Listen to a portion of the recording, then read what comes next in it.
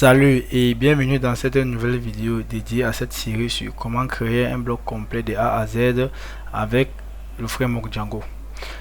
Dans la vidéo précédente, nous avons vu comment importer notre table au niveau du site d'administration de Django et nous avons également ajouté un élément. Aujourd'hui, nous allons voir dans cette vidéo comment ajouter d'autres éléments et nous verrons par la suite comment supprimer certains éléments, comment mettre à jour les éléments et nous verrons par la suite comment customiser notre site d'administration de Django. Je vais par là ajouter d'abord un élément,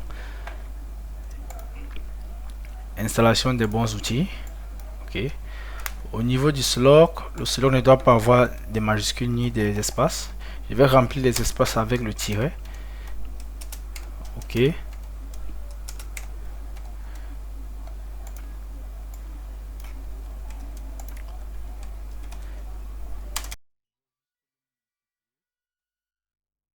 Pour ne pas avoir le rempli, je vais dire bon, c'est publié déjà, l'auteur. Au niveau de la date, je ne vais rien modifier. Ok. Je vais donc par là modifier ce que nous avons rempli la semaine dernière. Juste une publication pour tester les choses. Et c'est tout.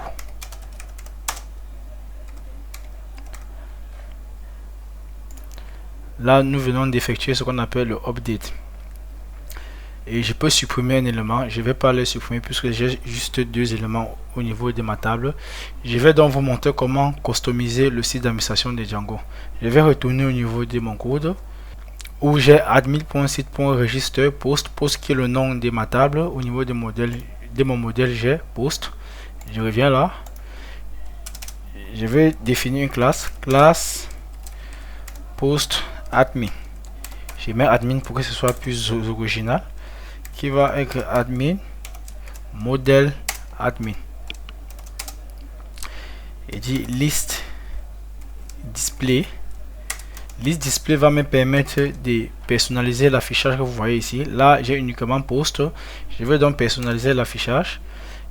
Ça peut être un tuple ou une liste, mais je vais décider d'utiliser un tuple. Je vais avoir le title. Je vais avoir également le statut. Je vais avoir également, bon, je vais scinder ma fenêtre pour que ce soit plus simple de mon côté. Le titre, le statut, oui. Je veux également que la date de création soit affichée. Created. Ok. L'auteur également. Je vais également afficher l'auteur qui est auteur.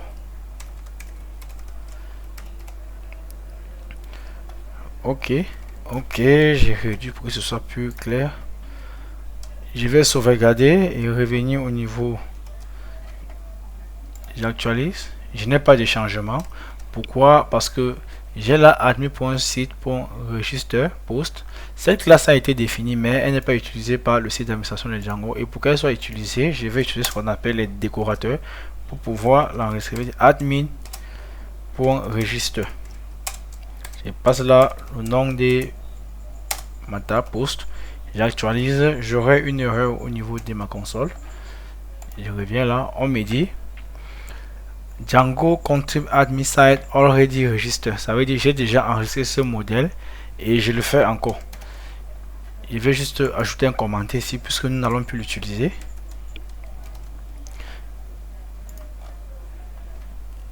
Je coupe mon serveur et je redémarre mon serveur. Tout semble bien fonctionner.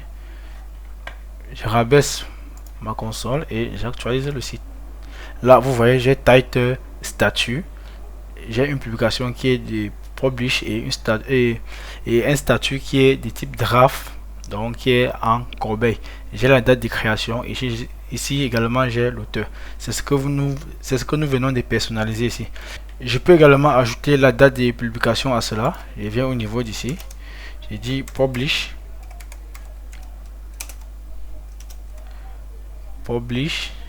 et sauvegarde et je viens actualiser.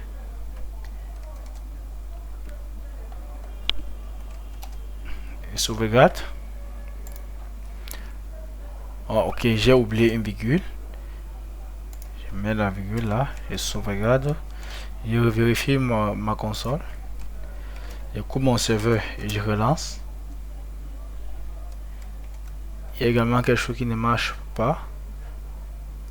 Ok, publish, je dois me rassurer que j'ai bien écrit l'orthographe.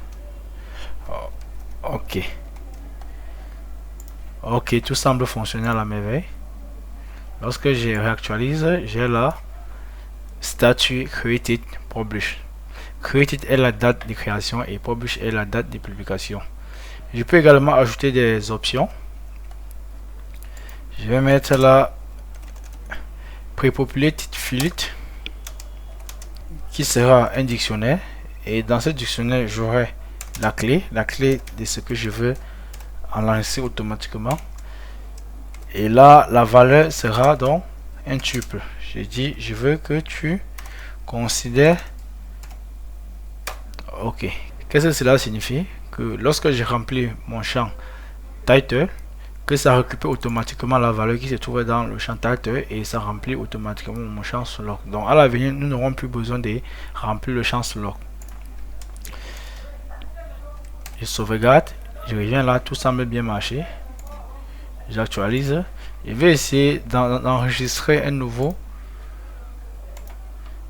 Je dis mise en place. Bon, je vais le supprimer et écrire. Je dis mise en place d'un serveur Django. Si vous avez constaté, au fur et à mesure que j'ai saisi ici en haut, ce champ se remplit automatiquement. Donc c'est ça un peu la fonctionnalité des prepopulated fields. Ok, je vais le mettre à publish, author, je choisis proxy et sauvegarde. Je vais continuer avec une option. Je vais utiliser search field pour avoir le champ de recherche au niveau de mon site Django. Ici nous n'avons pas de champ de recherche. J'utilise également un tuple. Lorsque j'ai fait une recherche, ça va me rechercher dans le titre et dans mon body. Ok, c'est body. Je sauvegarde et j'actualise. Vous avez vu, j'ai là le champ de recherche qui est affiché. Si je dis mise et tape mise, la liste est tout de suite filtrée. Donc cela marche à merveille. Je vais également implémenter une autre option qui sera ordering. Order va me permettre de filtrer. Je vais filtrer par l'auteur, s'il arrive que nous avons plusieurs auteurs. Je vais également filtrer par le statut pour voir les publications qui ont été. Je sauvegarde d'abord, je vais voir s'il y a un changement. Ok, vous voyez là, il y a un changement. Je peux filtrer comme ça. Je vais essayer d'effacer ceci. Taper également la recherche. Ok, je peux filtrer. Là, j'ai les éléments qui ne sont pas publiés, qui sont en corbeille. Je peux également filtrer ici. Ou je peux filtrer à partir de l'auteur. Je vais ajouter created ou bien publish.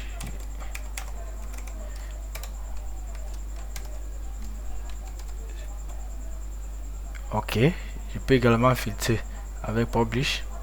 Et enfin, je vais afficher la dernière liste filter. Liste filter qui sera auteur. Je peux filtrer par l'auteur, je peux filtrer par created et je peux filtrer également par publish.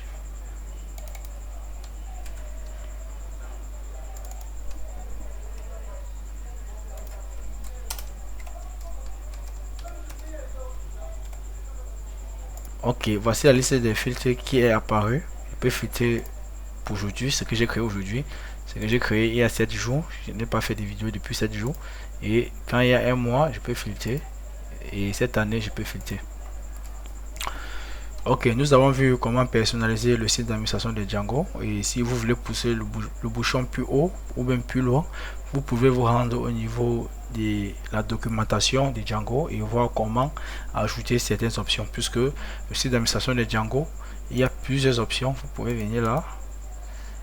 Là, vous verrez, il y a plusieurs options. List display, display link, selected, related.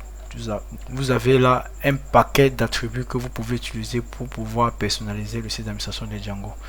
Donc pour cela, je vous donne un rendez-vous dans la prochaine vidéo et d'ici là, portez-vous bien.